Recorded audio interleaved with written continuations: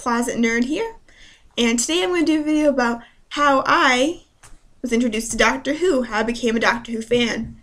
About 2 years ago, 2008-ish, 2008, I was flipping through channels Saturday night when I was at home. It was about 11 o'clock at night, 11:30 at night, and I don't have cable.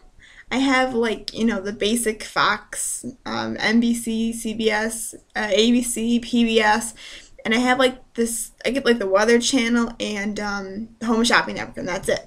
So I was flipping through, the 5 channels that I have, and I came across something on PBS, and I didn't know what it was. And it was kind of weird, and I was watching it, and the first scene I saw was a man in a brown trench coat with, spiky kind of hair, talking to some other guy in a suit. And he was saying something like, "I'm the Doctor, I'm a Time Lord, I protect time, I protect innocent lives." And then there were some bat creatures and a talking robot dog and a bunch of people running around trying to save some sort of school. And I didn't know at the time that was the Doctor Who episode School Reunion from Series 2.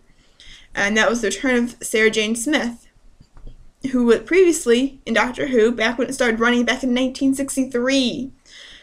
63. This is the longest running sci-fi show and most successful, highest grossing sci-fi show according to the Guinness Book of World Records. And how could I not have heard of it? I don't know, I missed out. I didn't know what Doctor Who was. And so I started looking it up on the internet, and I'm like, wow, this is a really interesting show. It's about a guy who comes from a planet that's been destroyed. All of his people are gone. He's the last of his kind. He's alone in the world.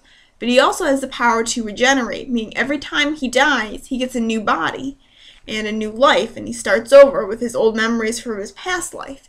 And he can never die as a result of this. So it's a lot about his actions trying to save the world, trying to, fix problems in the world in the past and the future, to make a better world for other people, and about the people he meets along the way that become his companions, such as Rose Tyler, Sarah Jane Smith, as I said before earlier, Martha Jones, Don Noble, and most recently Amy Pond.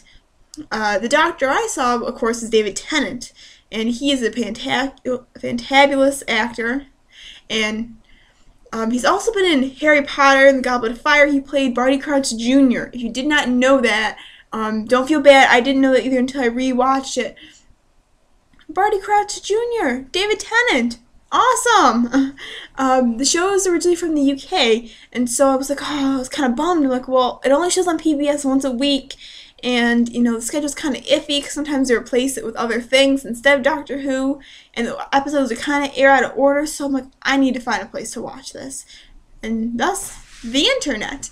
I started watching episodes of Doctor Who online, and then I went to Blockbuster, rented some of the DVDs, went to the library, rented some of the DVDs, and I just fell in love with the show and the characters. The Doctor's a really great character, and the fact that he goes through regenerations and changes himself means that new actors can continue to play him and the series can live on. And that's what happened recently. David Tennant stepped down as his role as the Doctor after, I think, 4 years it was. I believe it was 4 years, and now Matt Smith has taken over. So far, Matt Smith is okay. He's not bad. He's not great. He's no David Tennant, but he's better than Christopher Olaskian. I think that's how you say his last name. Christopher Olaskian was the 2005, the first Doctor. I did not like him at all. David Tennant, excellent. Matt Smith, somewhere in the middle. I kind of miss the David Tennant hair, but I like the Matt Smith fashion sense where he's got the bow ties and the white button-down shirts, whereas David Tennant's character was dark shirts and trench coats, and Christopher Eccleston's was dark black pants. I think he wore leather too. I don't know. I can't remember.